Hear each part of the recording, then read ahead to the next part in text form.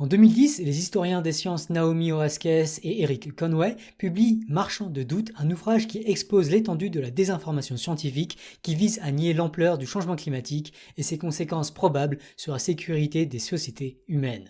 Ainsi, certains instituts et experts du domaine ont visiblement délibérément biaisé leurs recherches pour nourrir la controverse et banaliser le statu quo. Dans leurs livres très documentés, Oreskes et Conway tracent en particulier des parallèles saisissants avec d'autres cas avérés précédemment, comme la désinformation scientifique sur le tabagisme, les pluies acides et le trou dans la couche d'ozone.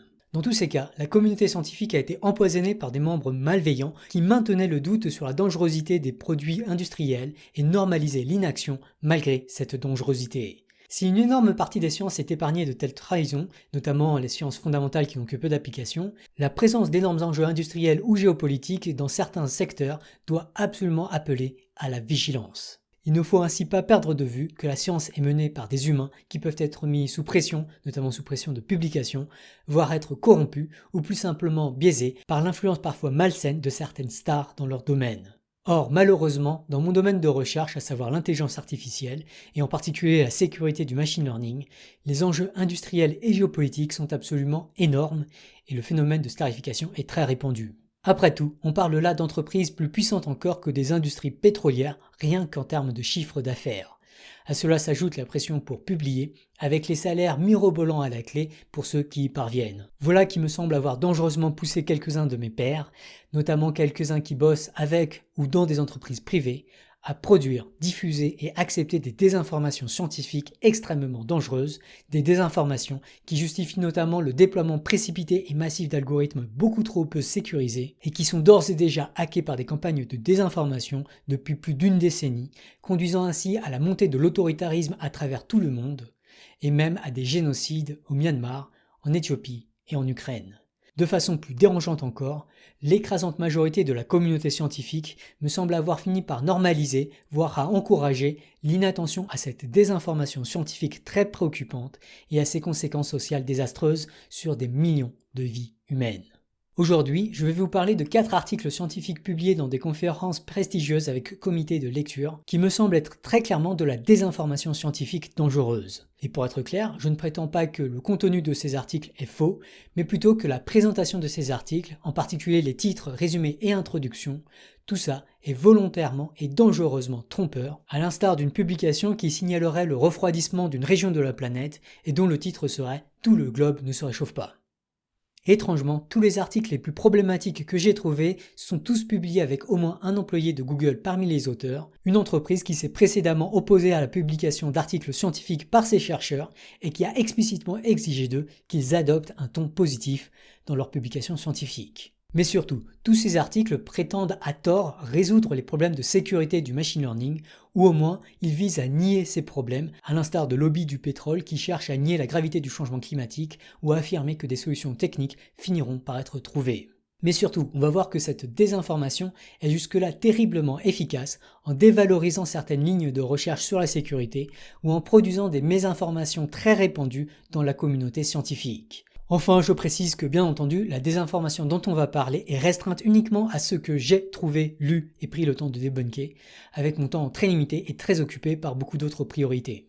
Dans cette vidéo, je vous parlerai aussi de l'énorme travail de debunking scientifique que mes fantastiques collaborateurs et moi avons effectué en publiant des travaux qui contredisent cette désinformation dans les revues scientifiques les plus prestigieuses en machine learning, notamment NeurIPS et ICML. Même si je préciserai aussi que nos articles reçoivent beaucoup moins d'attention et de citations de la part des autres académiques que la désinformation produite par Google et célébrée à tort par cette communauté scientifique. Si vous êtes chercheur en informatique, je vous invite à exiger beaucoup plus de rigueur de vous-même et de vos collègues, surtout vis-à-vis des affirmations selon lesquelles les problèmes de sécurité seraient résolus ou peu crédibles. La publication scientifique de ces affirmations aura des conséquences majeures sur les algorithmes déployés à très grande échelle par Google et compagnie, et risque d'alors d'amplifier des tensions géopolitiques déjà très préoccupantes. Je vous invite à être particulièrement rigoureux au moment de faire la review des articles de vos pairs, de sélectionner les conférenciers à inviter et de choisir qui recruter ou promouvoir. En plus de potentiellement gober et propager de la désinformation scientifique, un manque de vigilance peut aussi et surtout conduire à davantage de prolifération d'algorithmes opaques, mal sécurisés et potentiellement très dangereux, sous prétexte que leurs principes ont été scientifiquement validés. Et si vous n'êtes pas chercheur en informatique, vous pouvez toujours aider à alerter la communauté scientifique sur sa vulnérabilité à la désinformation scientifique de Google en partageant massivement cette vidéo, notamment avec des chercheurs en informatique, mais aussi en interpellant des journalistes et des politiciens, ou encore en participant à des projets de recherche participative et éthique en machine learning, comme le projet Tournesol. Je reviendrai plus longuement sur les actions possibles en fin de vidéo. Alors, la vidéo est un peu longue, donc juste pour vous y retrouver, on va d'abord parler de désinformation autour de la protection des informations sensibles par des algorithmes d'apprentissage, avant de parler de la sécurité de ces algorithmes, notamment vis-à-vis de campagnes de désinformation. Et puis enfin, il y aura une conclusion. Chaque section est ensuite sous-divisée en sous-sections, dont vous trouverez les timecodes en description. Allez, on est parti.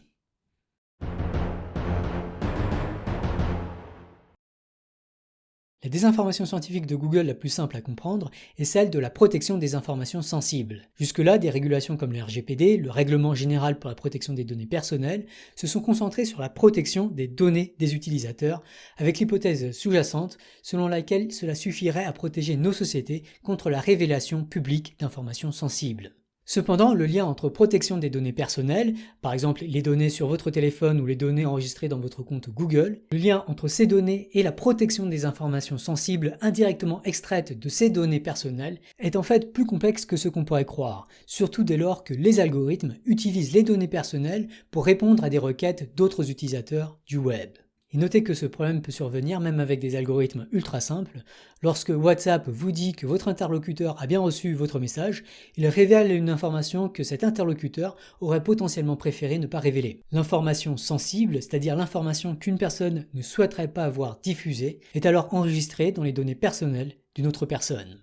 Ceci dit, le problème de l'exploitation algorithmique des données personnelles est bien entendu beaucoup plus important dans le cas du machine learning. Après tout, ces algorithmes d'apprentissage sont littéralement conçus pour apprendre des données. Si ces données contiennent des informations sensibles, alors l'algorithme aura littéralement appris ces informations sensibles. Or, de façon très problématique et dangereuse, l'algorithme qui contient potentiellement les informations sensibles n'est généralement pas considéré être une donnée personnelle et RGPD est alors très flou vis-à-vis des droits et des devoirs de cet algorithme. Pourtant, si l'algorithme a appris des informations sensibles, les actions ensuite entreprises par l'algorithme peuvent largement trahir ces informations sensibles. Par exemple, il suffit de regarder les recommandations faites par l'algorithme de YouTube à un utilisateur pour connaître les habitudes de consommation de l'utilisateur. Bref, tout objet obtenu à partir d'une exploitation des données personnelles, y compris un objet aussi simple qu'une recommandation, est un vecteur de fuite potentielle d'informations sensibles. Pire encore, les algorithmes de langage sont souvent conçus pour littéralement recracher ce qu'ils ont appris avec presque toujours très peu, sinon aucune distinction entre les informations publiques et les informations sensibles. En demandant à ces algorithmes de remplir des formulaires semi-remplis, des chercheurs ont ainsi montré qu'il était parfois possible de récupérer des informations personnelles de vrais individus humains, tandis que d'autres utilisateurs d'autres algorithmes de langage informatique notamment ont montré que l'algorithme exposait des clés secrètes privées. De façon plus préoccupante encore, au fur et à mesure que les algorithmes de langage se développent, il faut s'attendre à ce que nos téléphones disposent petit à petit d'algorithmes de langage très sophistiqués pour faire l'autocomplétion de nos messages sur nos claviers intelligents. Dès lors, il pourra un jour être possible de taper Monsieur Phi a dit hier soir à sa femme que et de tout simplement lire l'autocomplétion par Google Gboard pour ensuite extraire des informations potentiellement très sensibles. Le déploiement massif de tels algorithmes sera alors très clairement dangereux. Devant ces risques évidents, Google a bien dû s'attaquer à la sécurisation de ces algorithmes. Et donc, comment s'y prennent-ils? L'ont-ils fait avec sérieux, rigueur et transparence? Ont-ils été à la hauteur des énormes enjeux sociaux en jeu? En 2015, Google a proposé un algorithme d'apprentissage distribué qu'ils ont appelé l'apprentissage fédéré ou Federated Learning en anglais. Ce système est capable d'apprendre des données des utilisateurs sans jamais que ces données ne soient transférées au serveur de Google. En gros, au lieu d'envoyer les données, chaque téléphone des utilisateurs va utiliser des algorithmes liés au fameux réseau de neurones pour calculer ce qu'on appelle un modèle ou un gradient. Et c'est cet objet qui est ensuite transféré au serveur de Google. Les chercheurs de Google ont ensuite déployé leur système d'apprentissage fédéré sur les téléphones de millions d'utilisateurs pour apprendre ce que ces utilisateurs tapent sur leur clavier intelligent Gboard. Or, ces données contiennent des informations potentiellement incroyablement sensibles. Réfléchissez-y, il n'y a peut-être rien de plus intime que ce que vous tapez sur le clavier de votre téléphone, surtout sur des messageries privées comme Signal ou WhatsApp. Qui plus est, l'information dans ces données peut être aussi sensible pour votre interlocuteur que pour vous, elle peut même être sensible pour un tiers si vous parlez de lui. Et bien sûr, tout cela est fait sans le consentement éclairé des utilisateurs, en tout cas les articles ne parlent pas du tout de consentement. Je cite, pour cette étude, des entrées ont été collectées de la population anglophone d'utilisateurs de Gboard aux États-Unis. En fait, si vous utilisez un clavier Gboard, par défaut, tout ce que vous tapez est très certainement appris par un algorithme de Google. Pensez-y, notamment si vous utilisez des messageries sécurisées comme Signal. Avant que vos messages ne soient chiffrés, vous les tapez en clair sur un clavier qui apprend très probablement de ce que vous tapez. Et vu le manque d'attention à la sécurité par Gboard, une gaffe de cette IA pourrait un jour faire fuiter vos communications. Bref, je vous invite à envisager l'utilisation d'alternatives open source comme OpenBoard ou Anysoft Keyboard, tout en restant vigilant. Rien ne garantit que le code exécuté sur votre téléphone soit celui publié sur GitHub. En fait, pour les trucs ultra sensibles, vous pouvez carrément désactiver le côté intelligent du clavier et surtout utiliser une machine moins vulnérable que le téléphone, comme un ordinateur. Mais ce n'est pas là le plus grave. Ce qui est extrêmement dangereux, c'est que Google est parvenu à propager la désinformation scientifique selon laquelle l'apprentissage fédéré protège les données des utilisateurs. Je cite un article de blog de Google. L'apprentissage fédéré permet des modèles plus intelligents avec moins de latence et moins de consommation énergétique, tout en garantissant la privacy. Quelle désinformation!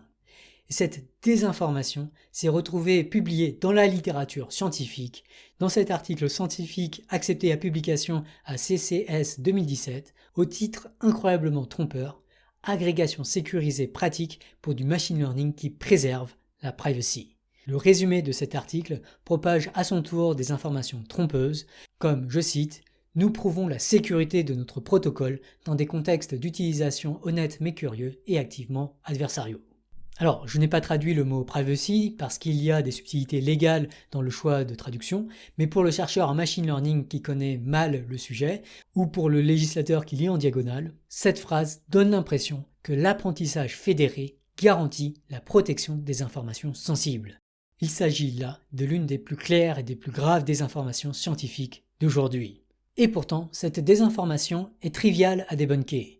En effet, l'apprentissage fédéré est tout simplement une procédure plus sophistiquée pour conduire au même résultat que l'apprentissage centralisé classique. Dès lors, un algorithme fédéré aura appris la même chose que ce qu'aura appris un algorithme centralisé, y compris si des mesures de chiffrement à base de cryptographie homomorphe ou de secrets partagés sont utilisées au milieu, comme c'est le cas dans l'article de Google.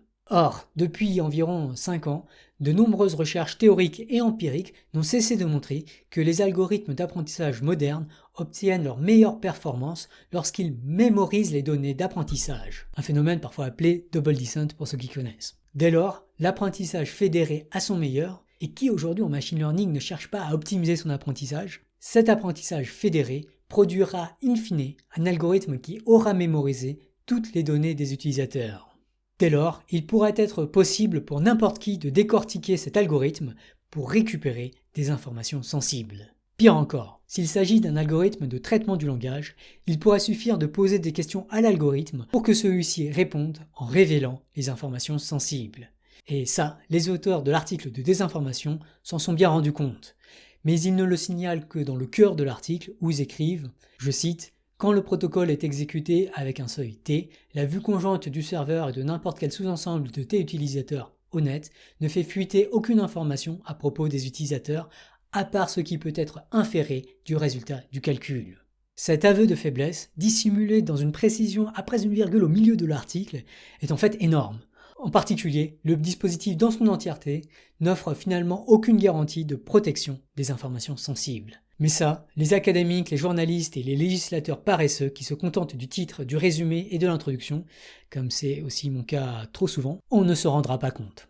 Or, les conséquences d'une propagation massive d'informations sensibles par les algorithmes d'apprentissage pourraient être catastrophiques. Imaginez le bouleversement social que cela représenterait si tout le monde pouvait tout à coup espionner n'importe qui d'autre. La révélation soudaine de nombreuses trahisons pourrait exacerber des tensions et sérieusement augmenter les risques de violences armées. Par ailleurs, les secrets d'affaires et d'État pourraient être exploités par des entités malveillantes. Pire encore, des mots de passe de systèmes critiques, notamment pour prendre le contrôle de données médicales, de centrales nucléaires ou de systèmes bancaires, ou encore des informations sensibles à propos des humains en charge de la sécurité de ces systèmes d'information, tout ça pourrait être exploité par des acteurs malveillants. On parle là d'un enjeu de sécurité nationale, voire de paix dans le monde. Bref, l'apprentissage fédéré, même s'il est combiné avec des affaires de chiffrement homomorphe ou de secrets partagés, n'offre aucune garantie de protection des informations sensibles. Au mieux, il faut y voir un hack technique pour faire du machine learning en se conformant à une version faible et très maladroite du RGPD, le Règlement général sur la protection des données personnelles. Au pire, il faut y voir une désinformation que Google a voulu faire avaler à la communauté scientifique, avec malheureusement beaucoup de succès, pour légitimer le déploiement massif de technologies de surveillance qui permettront une publicité toujours mieux ciblée. Et pourtant, de façon très décevante, cette désinformation selon laquelle l'apprentissage fédéré protège les informations sensibles a été reprise, amplifiée et normalisée par beaucoup trop de publications scientifiques. L'article scientifique très dangereux de Google de 2017 a déjà été cité près de 1600 fois par les publications d'autres chercheurs académiques d'après Google Scholar. 1600 citations en 5 ans, dans le monde de la recherche, c'est vraiment énorme. Pire encore, en recherchant entre guillemets sur Google Scholar « Federated Learning is a Privacy », on se rend compte que la désinformation de Google est reprise telle qu'elle et sans justification dans un nombre ahurissant d'articles scientifiques publiés dans des revues scientifiques prestigieuses comme IEEE Security and Privacy, IEEE Journal of Selected Areas in Communications, High Confidence Computing, Nature Communications, Edge 6 et SPML, entre autres. Vraiment, le peer review en machine learning n'est pas une garantie de qualité. Et de façon terrifiante, cette désinformation scientifique a été utilisée pour justifier toutes sortes de systèmes d'apprentissage fédérés, de la prédiction des cas cliniques de Covid-19 à la détection de problèmes de santé mentale, le tout en s'appuyant sur des informations hautement sensibles qui, si elles étaient connues des proches ou des employeurs, pourraient bien bouleverser la vie des personnes souffrant de ces maladies. Et j'insiste sur le fait que les cas que je cite ici sont publiés dans des revues scientifiques à comité de relecture. Autrement dit, les auteurs et les revues scientifiques sont fiers d'avoir reproduit les systèmes d'information proposés par Google et de les avoir appliqués au traitement de données personnelles, y compris des données personnelles hautement sensibles. Pire encore, en célébrant ces travaux, ce qui conduira à des promotions pour les auteurs au détriment d'autres, en célébrant ces travaux, la culture et la mésinformation au sein de la communauté scientifique valident, encourage et normalise le déploiement précipité et mal justifié de technologies dangereuses, voire le mépris pour la recherche rigoureuse sur la sécurité. Mais surtout, pendant ce temps, Google peut tranquillement déployer des algorithmes de langage beaucoup plus sophistiqués encore, avec beaucoup plus de mémorisation, en s'appuyant sur les données des utilisateurs. Et le jour où on les poursuivra pour mise en danger des utilisateurs, ils pourront répondre à juste titre que les garanties de protection des informations sensibles de leurs algorithmes ont été scientifiquement prouvées et validées par la communauté scientifique qui n'a cessé d'affirmer que l'apprentissage fédéré garantit la protection des informations sensibles. Tout ça, c'est extrêmement dangereux. Et malheureusement, je peux témoigner à titre personnel de l'ampleur de la tâche qui consiste à débunker cette désinformation au sein du milieu scientifique. J'ai eu l'occasion d'être reviewer dernièrement à ICML et NeurIPS, 2 des 3 conférences les plus prestigieuses en machine learning. Et de façon très troublante, un article sur 3 en apprentissage fédéré, dont on m'a demandé de faire la revue, propageait à son tour cette désinformation. J'ai dû ainsi prendre le temps de faire le debunking de cette désinformation moi-même, et c'est quand même très troublant que de devoir débunker une chose aussi triviale à des experts du domaine. Mais surtout, avec 6 collègues, notamment Elmadi M. Hamdi, lui-même chercheur chez Google, on a écrit un article qui synthétise les théorèmes mathématiques d'impossibilité sur la sécurité et la privacy des algorithmes très sophistiqués de machine learning. En gros, on en vient à la conclusion que combiner sécurité et performance est tout simplement impossible. Et donc si on valorise vraiment la sécurité des milliards d'humains sur la planète, il faut urgemment sacrifier la performance. Malheureusement, l'accueil de notre article de recherche par Google d'un côté et par la communauté scientifique de l'autre a été compliqué. Pour commencer, Google, dont il nous fallait l'approbation pour ajouter l'affiliation Google de Mehdi, a mis le papier en suspens pendant plusieurs mois avant de s'opposer à sa soumission. une affaire a priori inédite, un an après le licenciement de Timney Gebru, même si l'issue était prévisible. D'ailleurs, on avait prévu le coup et on a finalement soumis le papier avec l'autre affiliation de Mehdi, qui se trouve être professeur à l'école polytechnique en France. Mais de l'autre côté, il y a eu la revue par les pairs, plus décevante encore. Le principal critique, qui s'opposait fortement à la publication, a justifié le rejet de notre article en s'appuyant justement sur la désinformation selon laquelle l'absence d'enregistrement des données personnelles suffisait à garantir la protection des données personnelles. Et le tout dans un message horriblement mal écrit et difficilement compréhensible. Une revue absolument scandaleuse à mon goût.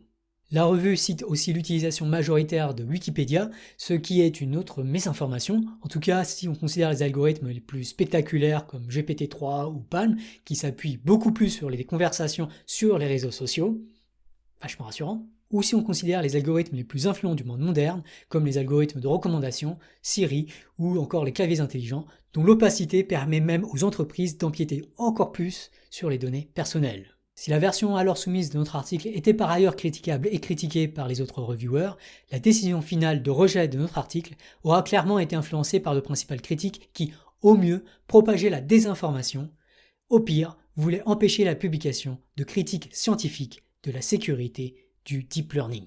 D'expérience, certains chercheurs en machine learning, comme finalement beaucoup de monde, détestent qu'on exige d'eux qu'ils mesurent les véritables conséquences sociales de leurs travaux et de ceux de leurs collègues, et peuvent abuser de raisonnements motivés pour justifier l'éthique de leurs travaux payés par le contribuable ou par des entreprises privées, en affirmant typiquement qu'ils ne font que des travaux théoriques sans application directe, ou qu'il existe aussi des applications positives de leurs recherches, ou encore qu'ils ne sont pas responsables des mauvaises utilisations de leurs publications. Ainsi, pour défendre l'éthique de leurs travaux et pour ne pas avoir à questionner leur carrière, certains académiques préfèrent fermer l'œil sur les millions de vies qu'ils contribuent à mettre en danger. Depuis, notre article a été réécrit et resoumis en mode Systematization of Knowledge, c'est-à-dire en gros méta-analyse, avec beaucoup d'ajouts de références et beaucoup plus de pédagogie pour comprendre la portée des travaux en sécurité du machine learning, aujourd'hui encore beaucoup trop difficile à publier dans les conférences prestigieuses et beaucoup trop souvent ignoré par les chercheurs en machine learning. Et bon, on verra avec curiosité ce que les reviewers diront de cette nouvelle version. Alors, s'il y a des experts en privacy parmi vous, vous vous écriez peut-être que je n'ai toujours pas mentionné le concept dominant de la recherche académique en protection des informations sensibles, à savoir la notion de confidentialité différentielle. Bon, la vidéo est déjà très longue, donc je ne vais pas pouvoir prendre le temps de bien expliquer de quoi il s'agit. Mais en gros, l'idée de la confidentialité différentielle, c'est d'envoyer des versions bruitées des objets calculés à partir des données personnelles au serveur de Google, de sorte à réduire la capacité de Google à connaître ces données personnelles. Et en effet, on a là une solution dont, si on fait les choses bien, on peut prouver qu'elle protège en partie les données personnelles. Mais j'insiste sur le fait, bien trop méconnu des chercheurs du domaine, que la confidentialité différentielle protège les données personnelles, c'est-à-dire les données explicitement associées à une personne, comme les données sur le téléphone de celle-ci ou celles enregistrées dans son compte Google. Or, il y a une distinction cruciale à faire entre ces données personnelles et des informations sensibles, c'est-à-dire des informations que quelqu'un ne veut pas que les algorithmes diffusent. Surtout dans le cas du langage, des activités sur le web ou de la santé, où les données d'une personne contiennent des informations sensibles à propos d'autres personnes, la différence entre données personnelles et informations sensibles est majeure. Par exemple, ma mère peut très bien envoyer mon adresse personnelle à mon père. L'information sensible qu'est mon adresse serait alors dans les données personnelles de mes parents et ne serait pas protégée, en tout cas pas protégée comme la confidentialité différentielle prévoit de la protéger. De la même manière, les données personnelles génomiques de mes parents trahissent inéluctablement des informations sensibles à mon sujet, notamment à propos des maladies que je risque d'avoir, puisque mon ADN est une combinaison des ADN de mes parents. Dès lors, surtout si beaucoup de gens parlent d'informations sensibles à mon sujet, mes informations sensibles risquent d'être fuitées, même si mes données personnelles sont parfaitement protégées. Pour bien se rendre compte de l'ampleur de la fuite d'informations via ces canaux indirects, je vous invite à voir cette vidéo ou à lire l'histoire du Golden State Killer qui a été trahi par les données personnelles de cousins éloignés. Bref, la notion de confidentialité différentielle est en fait trompeuse pour la plupart des cas d'application à grand enjeu. Ceci étant dit, même à supposer que la confidentialité différentielle est un bon concept, sa mise en pratique est absolument catastrophique, comme en parle cet excellent article. Je ne rentre pas dans les détails, c'est encore une fois très long à expliquer, mais en gros, les algorithmes des géants de la tech n'ont pas du tout les garanties suffisantes, même lorsque ces derniers prétendent garantir la confidentialité différentielle. et je vais ne pas rentrer non plus dans les détails des réutilisations malsaines et dangereuses de la notion de confidentialité différentielle par les géants de la tech, notamment en termes d'ethics washing, d'abus de pouvoir dominante et de silenciation d'autres problèmes plus graves. Malgré toutes ces critiques, aujourd'hui, la confidentialité différentielle est vue comme le saint graal de la protection des informations sensibles par une écrasante majorité de la communauté scientifique, si bien qu'un algorithme qui garantit cette propriété est souvent qualifié de privacy preserving. En 2021, un article accepté à ICLR, la troisième des plus prestigieuses conférences en machine learning à côté d'ACML et NeurIPS, avec un titre qui affirme « Les grands modèles de langage peuvent être des systèmes d'apprentissage fortement différentiellement confidentiels ». Et encore une fois, l'un des auteurs de cette désinformation scientifique bosse chez Google. Alors, si on cherche l'interprétation charitable de ce titre, en un sens, ok, oui, ces algorithmes de langage peuvent être des apprentis fortement différentiellement privés, dans le sens où, après avoir été conçus et entraînés dans un premier temps, ils peuvent, dans un second temps, continuer à apprendre en respectant la privacy des données exploitées pendant ce second temps. Et c'est justement ce que fait le papier. Sauf que la performance dans ce second temps est en gros triviale par rapport à ce qui était initialement appris. De plus, le papier ne parle absolument pas de protection d'informations sensibles dans la première phase d'apprentissage, qui est bien la phase critique car elle nécessite beaucoup plus de données et donc contient potentiellement beaucoup plus d'informations sensibles. Mais surtout, le titre peut facilement donner l'impression que les algorithmes de langage peuvent garantir la confidentialité différentielle de façon plus générale, tout en ayant d'excellentes performances. C'est sans doute la mésinformation qui va se répandre dans la communauté scientifique exposée à cet article et qui, trop souvent, s'arrête au titre et au résumé, ne prend pas le temps de lire le contenu de l'article et surtout fait confiance aux auteurs et au système de revue par les pairs.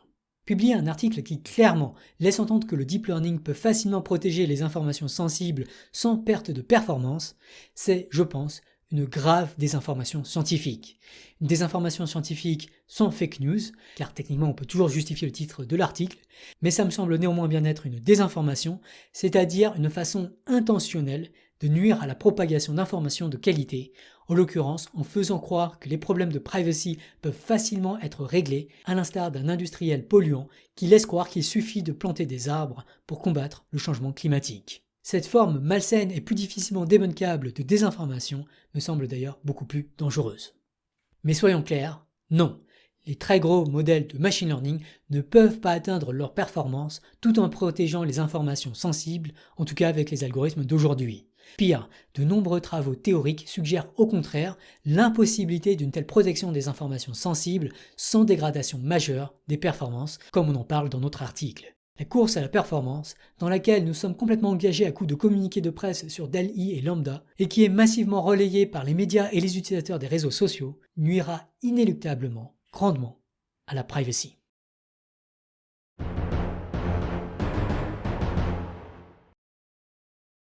Les algorithmes de machine learning sont donc une grave menace pour la protection des informations sensibles. Et pourtant, cette menace me semble presque dérisoire par rapport à ce qui me préoccupe vraiment.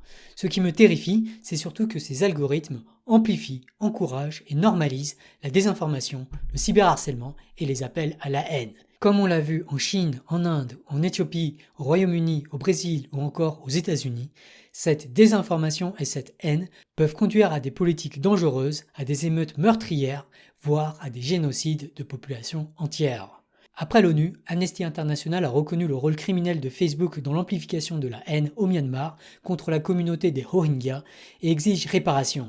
Les Rohingyas ont d'ailleurs entamé des procédures de justice qui exigent 150 milliards de dollars de réparation, ce qui, avec la chute du cours de Facebook, représente près de la moitié de la valeur de l'entreprise. Mais pourquoi les algorithmes d'apprentissage favorisent-ils la désinformation et la haine? Sont-ils par nature malveillants? Leurs concepteurs cherchent-ils à propager la haine et la désinformation? Non, sans doute pas. En tout cas pas intentionnellement, quoique ils voient très bien que ça aussi augmente leurs revenus et leurs bonus. Le problème, c'est surtout que les algorithmes d'apprentissage modernes sont généralement conçus pour apprendre et généraliser toutes les données dont ils apprennent. Si leurs données contiennent beaucoup de désinformation, de harcèlement et de haine, alors ces algorithmes vont répéter, généraliser et amplifier la désinformation, le harcèlement et la haine. Comme on en a déjà parlé, les données manipulent les algorithmes d'apprentissage. Ok, mais ne serait-il pas possible de se protéger contre les comptes malveillants qui produisent ou amplifient la désinformation? Eh bien, en 2021, une réponse positive a été fournie par 4 chercheurs, dont l'un travaille à Google. Oui, vous l'aurez compris, cet article accepté par les pairs académiques dans la très prestigieuse conférence Economics and Computing est encore une fois, je pense, une énorme désinformation. Dans la dernière phrase de son résumé, l'article affirme: nos résultats indiquent que les plateformes en ligne peuvent efficacement combattre les utilisateurs frauduleux à faible coût en concevant de nouveaux algorithmes d'apprentissage qui garantissent la convergence efficace, même lorsque la plateforme est complètement ignorante du nombre et de l'identité des faux utilisateurs. L'analogie avec la désinformation des entreprises pétrolières qui prétendent que les problèmes climatiques peuvent être efficacement résolus par de nouvelles technologies est tellement frappante que j'ai vraiment du mal à ne pas y voir de malveillance. Encore une fois, il suffit de se plonger dans l'article pour se rendre compte que cette phrase n'est en fait valide que sous des hypothèses complètement irréalistes. Mais pour s'en rendre compte, vu comment le titre et le résumé ont été rédigés, il est malheureusement nécessaire de se plonger dans l'article et de prendre le temps d'analyser les théorèmes, ce qui clairement demande une certaine aisance mathématique. Mais une fois ce travail effectué, on s'en rend compte. L'affirmation n'est valide que si le nombre de faux comptes est exponentiellement plus faible que le nombre de comptes authentiques. Exponentiellement plus faible. Autrement dit, s'il y a 30 faux comptes, alors vous pourrez combattre ces faux comptes à faible coût avec de nouveaux algorithmes, uniquement si votre plateforme possède, disons, 2 puissance 30 comptes authentiques, soit 1 milliard d'utilisateurs humains. Et pour peu que les attaquants créent 3 faux comptes de plus, il vous faudra plus de vrais comptes qu'il n'y a d'humains sur Terre. Mais bien sûr, l'hypothèse selon laquelle Google ne disposerait que de 33 faux comptes est elle-même complètement irréaliste. Souvenez-vous de cette statistique. Chaque année, Facebook retire autour de 7 milliards de faux comptes. Dans ce contexte, non seulement l'affirmation principale de l'article est complètement trompeuse, mais l'article dans sa globalité est lui-même complètement inutile. Et pourtant, ce papier a été accepté à la conférence Economics and Computing, cette même conférence qui a rejeté un de nos papiers en 2022, malgré un reviewer enthousiaste, tout ça parce que l'autre reviewer juge que le sujet qu'on aborde dans cet article, je cite, malgré les affirmations de lien avec le machine learning, ne semble pas important. Voilà qui me permet de souligner le fait que l'acceptation à publication scientifique est beaucoup plus liée à l'attractivité, voire au sensationnalisme, que ce qu'on pourrait croire. En tout cas, ça n'a absolument rien de complètement objectif, neutre ou impartial. Et ça rend d'ailleurs le processus scientifique de revue par les pairs très vulnérable à la désinformation, qui est une excuse toute faite pour rejeter des articles critiques en disant c'est pas important. D'autant qu'en machine learning, beaucoup des reviewers sont eux-mêmes des employés de Google ou des chercheurs indirectement financés par Google. La même année, avec des collègues, notamment l'excellent Sadek Farhadkhani, on a publié à NeurIPS, l'une des top conférences en machine learning, un papier qui, au contraire, démontre l'impossibilité mathématique de se défendre efficacement face à des faux comptes indiscernables des vrais comptes, surtout lorsqu'il y a beaucoup d'hétérogénéité parmi les comptes authentiques. Même s'il n'a pas du tout été écrit avec ce but, je pense qu'on ignorait l'existence même de l'autre papier à ce moment-là, notre article est un debunking de la désinformation scientifique citée plus haut. Mais malheureusement, jusque-là, le debunking fait moins de citations scientifiques, c'est-à-dire 8, que la désinformation qui en a fait 14. La communauté scientifique propage beaucoup plus l'affirmation complètement trompeuse selon laquelle la résilience aux faux comptes peut se régler facilement à coup de nouveaux algorithmes que les arguments beaucoup plus solides sur la vulnérabilité inéluctable des algorithmes à grande échelle. Et encore une fois, l'enjeu est majeur puisqu'il permet à Google de prétendre qu'ils maîtrisent parfaitement leur technologie, à l'instar de l'entreprise privée du film Don't Look Up qui prétend pouvoir miner et détourner seul un astéroïde. De plus, fort de cet article accepté et célébré par la communauté scientifique, Google peut alors affirmer aux législateurs que des audits ou des régulations en cybersécurité sont superflus, voire contre-productifs pour la société civile, puisqu'il est scientifiquement établi qu'il leur suffit de développer de nouveaux algorithmes comme eux seuls savent le faire. Et pourtant, pendant ce temps, les algorithmes de recommandation sont hackés en permanence, car le besoin et la capacité à y arriver est une évidence parmi beaucoup d'entre vous, notamment ceux qui commentent mes vidéos. Mais du coup, si c'est évident pour vous, il faut s'attendre à ce que ça soit une évidence encore plus pour les entités puissantes et malveillantes comme des gouvernements autoritaires ou des multinationales qui ont des profits à protéger. Il faut s'attendre à ce que ces entités exploitent elles aussi la vulnérabilité du machine learning pour biaiser les algorithmes de recommandation les plus influents du web. Mais comme ils ont beaucoup plus de moyens pour y parvenir que ceux qui militent pour une information de qualité, il faut s'attendre à ce que les algorithmes de machine learning soient beaucoup plus influencés par cette désinformation que par l'information de qualité. C'est en tout cas ce que ne cesse de montrer la recherche, mais aussi le journalisme et les leaks des géants de la tech. Malheureusement, les articles qui envisagent la possibilité de manipulation des algorithmes sont encore incroyablement rares dans les conférences en machine learning. De manière absolument terrifiante, la quasi-totalité de la recherche en machine learning fait l'hypothèse dangereusement irréaliste que les algorithmes d'apprentissage devraient avoir pour but d'apprendre et de généraliser toutes les données auxquelles ils ont accès. Avec souvent derrière la fameuse hypothèse IID sur laquelle la quasi-entièreté de la théorie du machine learning s'appuie et qui suppose que toutes les données sont tirées indépendamment d'une mystérieuse vraie loi de probabilité qu'il faut absolument apprendre. Une sorte de main invisible de l'intelligence artificielle qu'on m'a déjà dit qu'il faut que j'invoque dans mes articles si je veux augmenter la chance qu'ils soient acceptés par les reviewers. Et oui, j'ai co-signé des articles qui contiennent cette hypothèse. Alors que vraiment cette hypothèse, ok, ça permet de faire des super jolies mathématiques, ça permet aux chercheurs de briller par leur ingéniosité technique, mais au final c'est un peu comme faire l'hypothèse des marchés efficients et de l'appliquer à des marchés comme celui de l'information, de l'électricité ou des ressources naturelles. Ok, le chercheur peut utiliser cet article pour se démarquer par sa virtuose technique et ça va l'aider à gagner des prix, à avoir un job de rêve et parfois même à gagner des millions de dollars s'il flirte avec Google notamment. Mais ce faisant, le chercheur endorse et propage aussi des désinformations et des habitudes extrêmement dangereuses pour les sociétés humaines. Ce problème est d'ailleurs pire encore dans le cadre de l'apprentissage fédéré, puisque les participants au système peuvent plus facilement envoyer n'importe quoi aux serveurs de Google, et ces serveurs pourront plus difficilement déterminer si ces gradients correspondent à des données plausibles. De plus, ces participants pourront plus facilement optimiser leurs attaques pour encore mieux biaiser les algorithmes que tout le monde utilisera dans les directions que eux souhaitent. L'écrasante majorité des algorithmes d'apprentissage fédérés publiés dans la littérature scientifique est ainsi en fait extrêmement vulnérable à la première attaque, dite byzantine.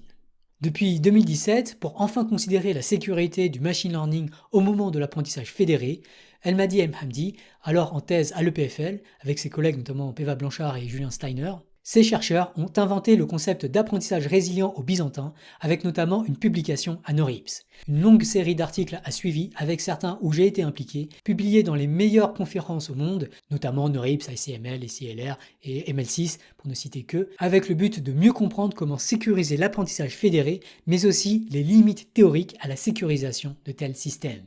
Et dès 2018, Mahdi motivait ses travaux par la crainte de la montée des mouvements anti-vax et de l'extrémisme via les algorithmes de recommandation. Et ça ne vous surprendra pas si vous avez lu notre livre Le fabuleux chantier, dont l'écriture a aussi débuté en 2018 et qui considère que rendre ces algorithmes robustement bénéfiques est le plus urgent et le plus fabuleux des chantiers pour l'humanité. Mais à notre grande frustration, malgré le chaos informationnel du Covid, les émeutes du Capitole et la guerre en Ukraine, la communauté scientifique en machine learning peine encore gravement à prioriser les problèmes de sécurité, du traitement et de la communication de l'information. Et Google n'y est pas pour rien dans cette dépriorisation. Clairement, la recherche qui révèle les vulnérabilités de sécurité de l'apprentissage fédéré est très gênante pour des entreprises comme Google qui y voyaient l'avenir de leur business de publicité ciblée et de recommandation de contenu. Et c'est sans doute ça qui les a motivés à encourager et financer une recherche qui vise clairement à dénigrer la recherche sur la sécurité. Et à ma grande déception, l'article de désinformation ainsi produit, dont l'un des auteurs est un chercheur de Google, a été accepté par la communauté scientifique dans la revue IEEE Security and Privacy. Je cite le résumé de l'article, nous présentons une analyse critique des attaques dans des environnements d'apprentissage fédérés pratiques et de production. Nos résultats sont plutôt surprenants. Contrairement à la croyance établie, nous montrons que l'apprentissage fédéré est très robuste en pratique, même en utilisant des défenses simples et peu coûteuses. Vu les nombreuses formulations trompeuses de ces phrases, il ne fait essentiellement aucun doute à mes yeux qu'il s'agit là de désinformation intentionnelle. En bref, le point le plus important à retenir pour débunker cette désinformation, c'est que l'environnement pratique et de production considéré par cet article n'est absolument pas l'environnement pratique et de production des algorithmes déployés à très grande échelle et avec des enjeux géopolitiques majeurs. En effet, l'article étudie exclusivement la classification d'images pour deux jeux de données standards, à savoir MNIST et CIFAR-10, typiquement reconnaître qu'il y a un 3 dans cette image et que ceci est un camion. Ce qu'il faut savoir, c'est que ces tâches sont extrêmement faciles, surtout en comparaison de ce qu'on exige des algorithmes de langage ou de recommandation. Mais alors, la robustesse dans ces cas simples ne dit en fait presque rien de la robustesse dans des vrais cas d'application beaucoup plus complexes. En particulier, il me semble dangereusement mensonger de prétendre que l'article en question correspond à la pratique ou à l'environnement de production. C'est exactement comme si, pour valider une voiture autonome, on la testait sur un circuit fermé et on affirmait, contrairement à la croyance établie, nous montrons que la voiture autonome est très robuste en pratique, même en utilisant des algorithmes simples et peu coûteux. Affirmer cela pour des applications aussi dangereuses que les algorithmes utilisés à grande échelle est donc en fait beaucoup plus dangereux que des voitures autonomes puisqu'ils mettaient déjà des millions de vies en danger en Inde, au Brésil ou encore en Éthiopie. Ça me semble criminel. Contrairement à ce que fait cet article, la sécurité ne peut jamais se valider à partir d'exemples où tout va bien, surtout quand ces exemples ne sont pas représentatifs de l'énorme diversité des cas d'application et des attaques que rencontreront les systèmes qu'on veut sécuriser. La sécurité exige des garanties contre toutes sortes d'attaques, y compris celles auxquelles on n'a pas encore eu l'intelligence de penser. Ou au moins des tests très poussés et très extensifs sur des algorithmes qui sont vraiment ceux qui vont être déployés en pratique, en admettant qu'on n'est pas capable de tester toutes les attaques auxquelles nos algorithmes seront confrontés. Affirmer une robustesse sans garantie de la sorte, mathématique ou à travers des expériences très poussées, c'est au mieux dangereusement trompeur, et au pire, c'est mettre volontairement la vie de milliards d'utilisateurs en grave danger. Et autant, ok, Google est une multinationale, et du coup il faut malheureusement attendre d'elle qu'elle agisse comme les Total et Philip Morris, et même en pire encore, puisqu'elle a vraiment les meilleurs ingénieurs au monde et plus de moyens encore. Là où je suis extrêmement déçu, c'est davantage vis-à-vis de la communauté scientifique qui non seulement gobe et valide scientifiquement cette désinformation dans des revues scientifiques prestigieuses, mais va même trop souvent jusqu'à célébrer ce genre de publication en invitant les auteurs de tels articles à prendre la parole dans des universités et faire ainsi de la publicité gratuite pour les groupes dans lesquels ils vont travailler en rendant Google et Facebook toujours plus cool et sexy. J'aimerais que les chercheurs soient beaucoup plus méfiants de leurs collègues qui travaillent chez Google et beaucoup plus enclins à leur poser des questions difficiles, comme au sujet de la transparence, de l'éthique et de la sécurité des algorithmes que leurs employeurs développent, voire sur l'origine finalement questionnable de leur propre salaire. Cette fois, vu la gravité de ces affirmations, avec Sadek Faradkani et Oscar Villemot notamment, on a pris le temps et fait l'effort de débunker cet article et toutes les informations autour de la sécurité de l'apprentissage fédéré dans un article qui a récemment été accepté à publication à ICML, l'une des top conférences en machine learning. Et je dis ça comme si c'était facile de publier à ICML, mais c'est vraiment un travail monumental à abattre qui fait rêver plus d'un académique, voire qui fait rêver des entreprises. En gros, l'article de Google dont on a parlé affirme que les attaques par injection de données sont bénignes, alors que les attaques byzantines sont irréalistes. Notre article débunk ces affirmations en démontrant que dans les cadres théoriques prédominants de l'apprentissage fédéré personnalisé, ces deux attaques sont en fait équivalentes. Et donc si l'une est bénigne, l'autre doit nécessairement être bénigne elle aussi, et à l'inverse, si l'une est dangereuse, alors l'autre doit extrêmement être considérée dangereuse elle aussi. Notre article exploite ensuite cette équivalence pour concevoir des attaques par injection de données dévastatrices contre l'apprentissage fédéré non sécurisé, y compris dans des cas simplistes comme la classification d'images NIST. Mais surtout, en démontrant l'équivalence, notre article permet d'importer les théorèmes issus de la littérature sur la résilience byzantine au cas de la résilience contre l'injection de données malveillantes. En particulier, nous démontrons l'impossibilité de sécuriser tout apprentissage fédéré dans le cas où il y a une forte hétérogénéité dans le comportement des utilisateurs authentiques, ce qui est le cas en pratique. Malheureusement, encore une fois, la désinformation de Google a beaucoup plus de citations que notre article, en l'occurrence 26 fois plus que notre article qui n'a été cité qu'une fois. J'aimerais pouvoir vous dire que ça va changer nettement dans le bon sens, mais bon, je suis pas très optimiste.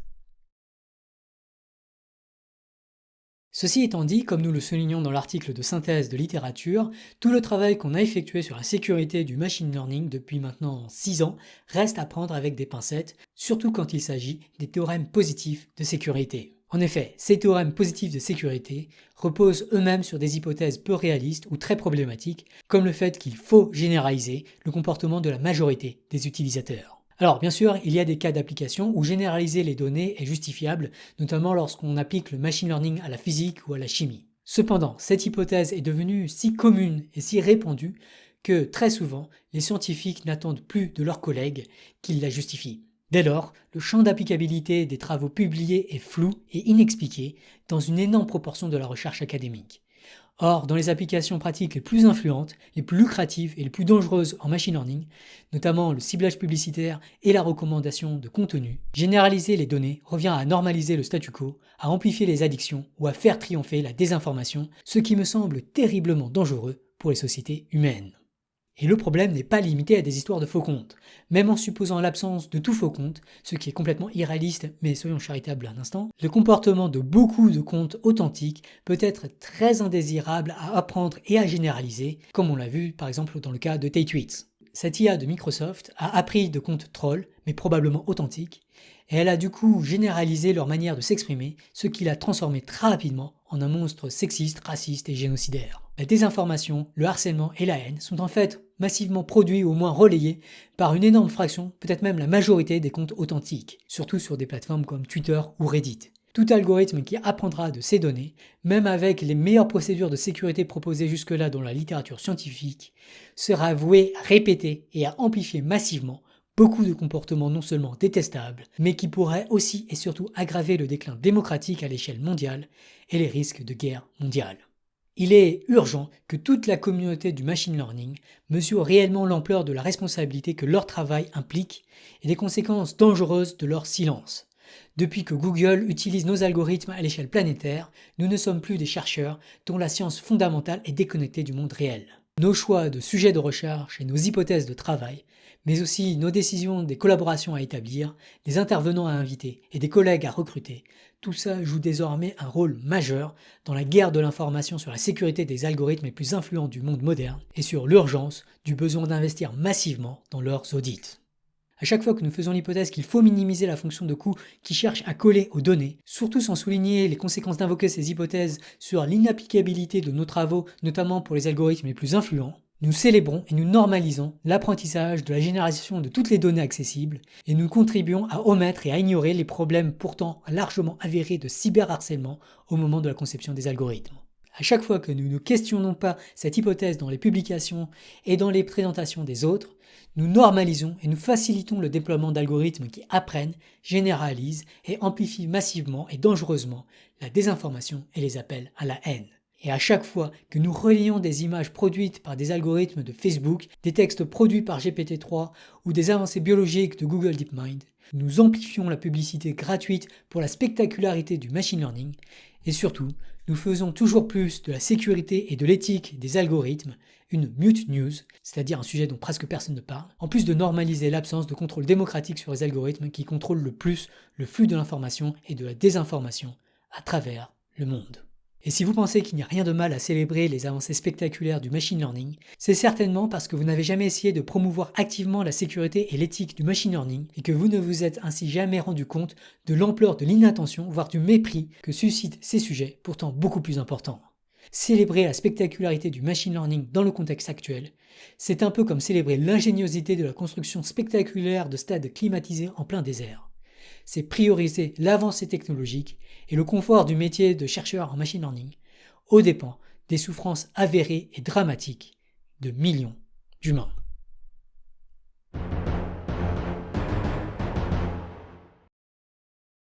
J'espère vous avoir convaincu que des géants comme Google se sont bel et bien lancés dans la désinformation scientifique et que celle-ci est extrêmement dangereuse, surtout dans le contexte de cyberguerre et de guerre de l'information du monde moderne. Et malheureusement, la communauté scientifique est en train de gober, d'amplifier et de normaliser la désinformation de Google. Mais surtout, les rares à vraiment prendre le temps d'identifier cette désinformation et de la déconstruire sont sous-valorisés, sous-financés et ignorés. Voilà qui semble garantir le triomphe désinformationnel et dystopique de Google dans une guerre de l'information dans laquelle tous les chercheurs en informatique sont impliqués, qu'ils le veuillent ou non, ne serait-ce parce qu'ils demandent de l'attention des collaborateurs et du financement, potentiellement au détriment de ceux qui luttent vraiment contre la désinformation. Typiquement, beaucoup de ressources que j'avais à ma disposition, notamment des collaborateurs de premier rang, ont ainsi été volées par d'autres académiques qui les utilisent maintenant pour des travaux qui me semblent beaucoup moins utiles, voire parfois néfastes, à la société. Oui, parce que pour débunker les travaux de Google comme je l'ai fait, surtout au niveau de la communauté scientifique, il faut vraiment beaucoup d'expertise, de temps et de sacrifice. Je sais que je me suis grillé vis-à-vis des entreprises qui sont pleinement engagées dans la désinformation et ont littéralement perdu toute éthique en plus de m'être fait quelques ennemis chez eux. Mais je crains aussi que même des universités ou des chercheurs qui peuvent avoir des partenariats très forts avec Google puissent refuser de s'associer à moi à l'avenir. Et alors, moi, en fait, j'ai d'autres projets, notamment de start-up, pour fournir des vraies solutions de sécurité et pour former des équipes de data science à la sécurité du machine learning pour, au hasard, éviter d'énormes fuites de données via les algorithmes de machine learning. Mais le problème est souvent beaucoup plus délicat pour mes indispensables collaborateurs, généralement bien plus jeunes et moins établis, qui cherchent des stages, des bourses et des opportunités de carrière. Il m'arrive ainsi même de conseiller à des jeunes de parfois faire ce qu'il faut pour publier, comme motiver le machine learning par d'hypothétiques applications en santé alors que clairement, ce sera beaucoup plus probablement utilisé pour faire du ciblage publicitaire, ou comme motiver la recherche sur l'accélération des algorithmes par une réduction de consommation énergétique, alors que clairement, il va y avoir un effet rebond inéluctable, et que surtout, ça fait encore du sujet de l'éthique et de la sécurité un sujet secondaire, voire une mute news. Malheureusement, le monde académique, gouverné par le prestige et des métriques comme le H-index, en vient souvent à ignorer l'impact sociétal des travaux et à tuer la carrière de ceux qui ne font pas ce qu'il faut pour publier. Publish or perish, comme on le dit souvent. Mais du coup, les survivants, ceux qui décident des recrutements et des financements, seront plus souvent ceux qui ont pris pour habitude de valoriser ceux qui font ce qu'il faut pour publier, quitte à surfer sur les tendances souvent initiées par Google avec des objectifs lucratifs ou de diversion, et quitte à ignorer les sujets plus difficilement publiables et souvent beaucoup moins cités par les pairs, comme la sécurité et l'éthique. Pire encore, ces scientifiques établis ont trop souvent encore ce préjugé tenace selon lequel un bon scientifique ne doit s'exprimer que sur la science, laquelle doit rester neutre et impartiale. Alors que normaliser le fait de négliger la sécurité en faisant notamment des hypothèses IID ou en supposant que les données doivent être généralisées, ce n'est en fait absolument pas neutre ni impartial et encore moins responsable ni scientifiquement correct. En tout cas, aussi triste que cela puisse paraître, on en est aujourd'hui là, dans un état du monde académique que la désinformation de Google, mais aussi de Facebook ou encore d'OpenAI, a sans doute cherché et a clairement réussi à obtenir. À l'instar des algorithmes, tant que les financements et les promotions dans le monde académique ne tiendront pas sérieusement compte de l'impact social des travaux effectués, la science aura davantage la voix de ceux qui ont le plus de moyens pour écrire des articles d'apparence scientifique. Et il faut craindre que la théorie du machine learning prédominante soit celle qui arrange Google, à savoir une théorie qui ne suppose pas de dangerosité dans la généralisation et l'amplification des données, ou qui ne garantit la sécurité que sous des hypothèses irréalistes ou dans des expériences très restreintes. Et alors, débunker c'est bien, mais construire des solutions vraiment sécurisées, notamment pour la solidité des démocraties et pour la paix dans le monde, c'est bien sûr beaucoup mieux. Idéalement, j'aimerais pouvoir consacrer l'entièreté de mon temps à cela, plutôt qu'à passer mon temps à lire les tissus de mensonges que Google écrit pour ensuite expliquer à la communauté scientifique et au grand public le danger que ces torchons représentent. Mais bon, comme presque personne ne fait ce travail de debunking et qu'il est quand même important que quelqu'un le fasse, je m'y colle. Mais bien sûr, ce qui m'anime le plus, ce qui me motive le plus, c'est davantage de construire des solutions pour notamment gouverner collaborativement de manière sécurisée les algorithmes. En particulier, j'aimerais pouvoir développer des solutions techniques pour garantir autant que possible que ces algorithmes fassent ce que nous voudrions vraiment qu'ils fassent, et non pas ce que des données incontrôlées téléchargées du web poussent ces algorithmes à faire. Et après maintenant 6 ans de lecture et de réflexion sur ce sujet précis, et 12 ans de réflexion plus globale sur la gouvernance collaborative, j'en suis venu à la conclusion qu'un projet participatif comme Tournesol était de très loin le projet le plus prometteur pour combattre la désinformation et la haine, et pour valoriser beaucoup plus l'information de qualité. Au lieu de faire l'hypothèse IID, Tournesol suppose que chaque utilisateur a ses propres préférences, non seulement sur les recommandations qu'il est amené à recevoir, mais aussi et surtout sur celles que les autres utilisateurs sont amenés à recevoir. Tournesol utilise ensuite l'état de l'art en machine learning sécurisé, qu'on a développé depuis 6 ans, et en particulier un algorithme appelé Mehestan, pour agréger de manière équitable et sécurisée les jugements de nos différents contributeurs. Le projet a soulevé de nombreux autres défis de recherche qui vont du développement de nouveaux algorithmes et de la démonstration mathématique de leur sécurité, à l'analyse empirique des données collectées, en passant par une étude de l'impact social de Tournesol sur les habitudes de consommation des utilisateurs. Une étude que l'on est encore en train de mettre en place, qui, si tout va bien, va être effectuée prochainement et vous pourrez être les sujets. Mais pour en faire plus, et il nous faut absolument faire en fait beaucoup plus, Tournesol aurait surtout urgemment besoin de beaucoup plus de moyens que les dons de quelques personnes pour payer plus de personnes que notre unique employé, responsable aujourd'hui du développement informatique du site web. Malheureusement, jusqu'à présent, nos 6 demandes de subventions ont toutes été rejetées par diverses entités qui me semblent en fait toutes gravement sous-estimer l'impact monumental des algorithmes de recommandation et l'importance de concevoir une solution pour les gouverner collaborativement. Dans ces conditions, faute de moyens, impossible de se battre contre Google. L'un des principaux objectifs de Tournesol, c'est en fait d'attirer l'attention de la communauté scientifique sur le problème de la gouvernance collaborative et sécurisée des algorithmes, en identifiant clairement des problèmes concrets dont la résolution aurait de réels impacts bénéfiques. Donc si vous avez des amis dans le monde académique, envoyez-leur cette vidéo, engagez la discussion avec eux sur la désinformation dont leur milieu souffre, et demandez-leur s'ils ont déjà vraiment réfléchi à la sécurité et à l'éthique des algorithmes les plus influents du monde. Et s'ils cherchent des sujets de recherche éthique, vous pouvez mentionner Tournesol, notamment cet article. En particulier, Tournesol invite tout académique à télécharger la base de données publique de jugement des contributeurs. Cette base de données contient maintenant presque 50 000 comparaisons, ce qui en fait une base de données comparable à MNIST ou CIFAR-10 qu'on a mentionné plus tôt. Mais ça serait vraiment bien qu'on dépasse la barre symbolique des 100 000 comparaisons, et vraiment convaincant si on dépassait celle des 1 million de comparaisons. D'autant que cette base de données nous semble beaucoup plus intéressante que MNIST ou CIFAR-10 puisqu'il s'agit de jugements humains sur ce que devraient faire les algorithmes les plus influents du web. Qui plus est, la structure de ces données ressemble beaucoup plus à la structure des données collectées par les géants du web, à savoir des données associées à des utilisateurs, soulevant ainsi naturellement les problématiques de privacy et de sécurité. Enfin, ces jugements correspondent à des annotations de vidéos YouTube de qualité, des objets d'études beaucoup plus intéressants que des images NIST ou CIFAR-10. En particulier, on peut ainsi espérer comprendre et généraliser la notion de qualité d'une vidéo selon des jugements humains, une généralisation qui me semble beaucoup plus désirable à faire que la généralisation des comportements des utilisateurs sur les réseaux sociaux.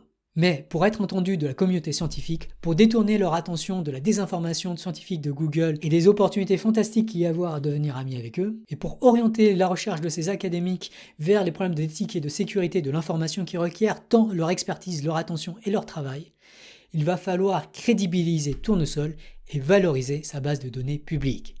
Et ça dépend énormément de vous. Vous pouvez grandement aider à améliorer la qualité de la recherche scientifique en intelligence artificielle, tout simplement en créant un compte sur Tournesol et en comparant la recommandabilité de différentes vidéos YouTube que vous avez visionnées.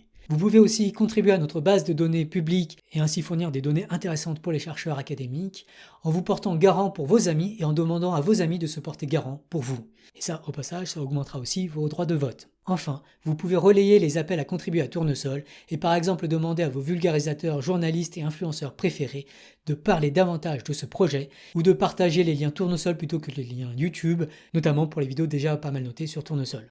La recherche en éthique et en sécurité est aujourd'hui hackée, dénigrée et ignorée. Elle a besoin de vous pour s'épanouir et enfin contribuer à protéger les sociétés humaines contre les fléaux de la désinformation, du harcèlement et de la haine.